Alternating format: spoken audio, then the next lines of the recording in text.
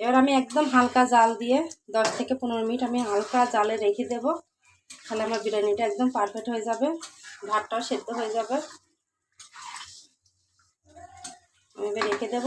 দেখা হচ্ছে 5 মিনিট পরে। আমি 5 মিনিট পরে খুলে দেখবো যে আমার বিরিয়ানিটা কেমন হয়েছে।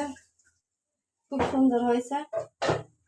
আমি এর উপর দিয়ে অল্প একটু পেঁয়াজ বেরেস্তা রেখেছিলাম, ওটা ছড়িয়ে দেব।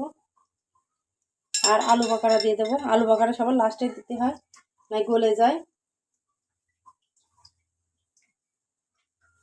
আমি আবার চাপাতে রাখবো প্রায় 10 মিনিট।